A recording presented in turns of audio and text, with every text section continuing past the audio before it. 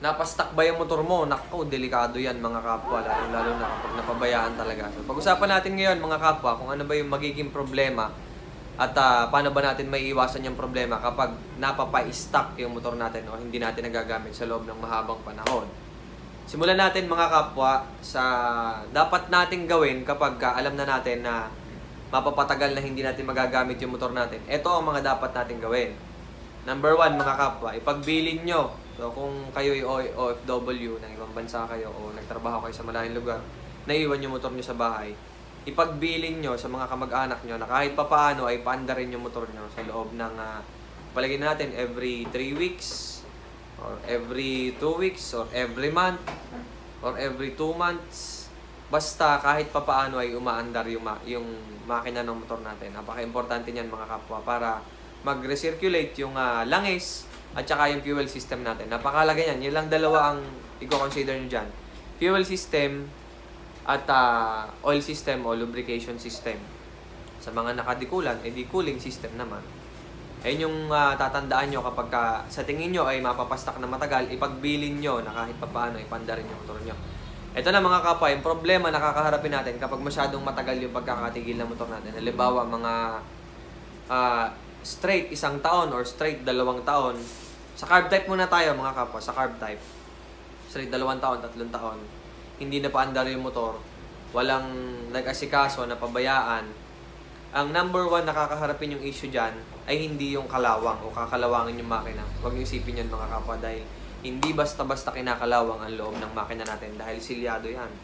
Maliban na lang talaga kung natatalsikan ba siya ng mga tubig-tubig o natutuluan ba siya ng ulan, napapatakan ba yung alulod ba, sakto ba dun sa motor. Kung mangyari man yun, hindi man natin alam, pero kung mabasa man yung motor natin, yun ang po problemahin nyo. Pero kung iniisip nyo ay kalawang sa loob ng makina, hindi basta-basta nangyayari yan. Sa mga labas lang mga kapwa, yung expose katulad ng carb, yung mismong block natin, yung expose lang yung head, yung mga nasa labas lang. Pero ang poproblemahan nyo talaga dyan mga kapwa ay yung carb o yung fuel system natin, magbabara yan kasi nga hindi nakakaikot yung gasolina, nag-i-stock up dyan. Hindi man natin alam pero nagkakaroon dyan ng mga build up ng mga, kumbaga ang term doon ay mga tae-tae na sinasabi. Yung mga bara sa karburador ba, yun yung nangyayari, naiipon yun. Ngayon, pag pinandar mo ulit, baka magbara yun, tapos yung tawag doon, yung fuel cock o yung pinakang float valve mo, magbabara yun. Siyempre, yung gasolina, hindi makakababa doon. Ang mangyayari, hindi mo mapapandar yung motor. Pero minor problem lang yan mga kapwa. Kung iniisip nyo na magkakaroon ng major problem sa carb type, hindi magkakaroon ng major problem yan. So kapag punta naman tayo sa FI o sa mga fuel injected, dito tayo medyo magkakatalo mga kapwa sa mga fuel injected kasi medyo masiselan sila. Lalong-lalo na sa injector. Kapag nagbara yung injector natin, kapag napastock, pag nabarahan yon, syempre, hindi makakapagbuga ng gasolina kasi napakaliliit lang ng butas ng injector mga kapwa. At isa pa mga kapwa, yung pinaka-fuel pump natin, yung fuel filter natin, pag naubusan ng gasolina yun or nag-build up doon yung mga tae-tae na sinasabi natin, syempre, hindi siya makakapag-pump ng gasolina papunta sa injector natin. Hindi natin mapapaandar ng ayos yung motor natin. Mas malaki ang problema kapag sa mga fuel injected kasi kadalasan ng fuel injected, di ba? Meron na rin tayong coolant. Ngayon, yung coolant naman, meron naman yung mga anti-freeze, meron namang mga chemicals yan para maiwasan natin yung pangangalawang. Kaya nga, ang kabilin-bilinan ko sa inyo mga kapwa, di ba? Paandarin nyo kahit papaano yung motor nyo. Pagbilin nyo na, oy, tropa, buhayin mo nga yung motor ko kahit mga 15 minutes lang, patay mo na ulit para makaikot lang yung langis, yung coolant, yung fuel system. Nang sa ganun naman, pagbalik mo ng Pilipinas o pagbalik mo galing trabaho, goods na goods, magagamit mo ng maayos yung motor mo. Alright, so may nakalimutan ako i-mention kanina doon sa video natin mga kapwa. Nakalimutan ko i-mention yung tungkol sa battery. So sa battery mga kapwa, yun nga, makakatulong talaga kapag pinaandar mo yung motor mo every 2 weeks or something ganito. Para kahit papano, ma-recharge naman yung battery. Kasi kung hindi natin tatanggalin yung battery natin doon sa motor, nakadikit pa rin yon sa ground. Kaya mangyayari, kahit papaano, madedrain talaga yung battery natin. Hindi to the point na parang may nagagrounded dun sa natin, pero madedrain talaga yon over time. Lahat ng battery, ganun, basta iwan mo sa isang lugar, madedrain at madedrain yan. Isa yan mga kapwa, yung battery po, problemahin mo yan kung hindi mo papaandarin yung motor mo ng pakonti-konti man lang. So, paandarin nyo yung motor, yun ang tip. At isa pa mga kapwa, sa chains. Yung chains natin, kung tulad na nababasa, kinakalawang, palitan na natin yan. At marami pa rin nagkakamali tungkol din sa chains na yan. Maraming nagko-komento dun sa video natin na huli na sinabi ko na pangit na yung chains. Sabi nila, pwede pa yan lang, isang mo lang.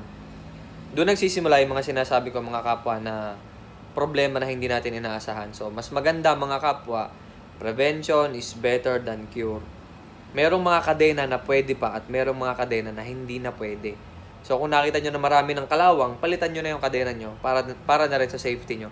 Wala kayo po problemahin sa brake pads, sa braking system, sa bearings, kasi buo naman yan. Maliban na lang kung kinakalawang, napabayaan, tsaka nyo lang po problemahin. Pero yung mga basic parts, kasi may nakalimutan ako mga kapwa, kung meron man ako nakalimutan, pasensya na kasi hindi naman tayo perfecto para magkasya dun sa maiksing video, lahat nun dapat nating alamin dun. Pero ito yung mga pinakang crucial na parts na dapat nyo talagang malaman. Alright? So, feel free to leave a comment mga kapwa para matulungan pa natin yung mga kapwa natin kung ano pa ba talaga yung dapat nating i-check. Wala tayong po problemahan niya sa mga charging system, something, sa mga rectifier, etc. Mga ganyan, ganito.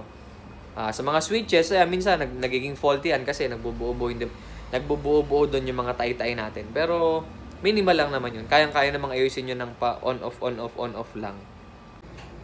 Yun lang naman mga kapwa, yun lang naman ang importante. At, another tip pa nga mga kapwa, ito. Kapag gagamitin nyo sa loob ng matagal na panahon, mga 2 years o 1 year, something, basta napatigil lang matagal, mag-change oil na kagad kayo, palitan nyo na ng oil filter, at syempre, palitan nyo na ng langis. Kahit pa sabihin natin na hindi naman nagagamit, palitan nyo na ng langis. Kasi kung nagamit nyo na yan, syempre, napabayaan na pagpalagay na natin, may mga maliliit na butas na pinasukan ng mga dumi-dumi, mga something ganyan ganito. Ang langis naman, hindi naman yan basta-basta nabubulok o na-expire. Pero mga kapwa, take note na lang, magpalit na lang kayo ng langis. Para kahit papaano ay malinis pa rin yung makina nyo. Ano lang yan, napaka-basic. Kasi ngayon nga lang, ang pinoproblema ko lang mga kapwa, kaya ako ina-advise kayo na magpalit kayo ng langis. Kasi syempre, baka nabasayan, natapunan ng tubig, pinasok yung loob. Syempre, kailangan palitan na natin ng langis para maiwasan natin yung mas malalang problema. So, yun lang, napaka-basic lang ng pag-uusap natin. Humaba na at dumami yung video. Pero wag na kayong malito mga kapwa. Ang pinaka-importante ko lang na dapat sabihin sa inyo is kung iiwan nyo yung motor nyo na sa loob ng matagal na panahon, ipagbilin nyo, paandarin nyo kahit papaano sa loob ng 15 minutes. Every 1 month, every 2 months, o kung ano man. Basta yung importante, wag siyang tatagal. Ito mga kapwa, wag siyang tatagal ng pagpalagay na natin. 6 months. Wag siyang tatagal ng 6 months na hindi umaandar. Paandarin nyo kahit papaano mga kapwa.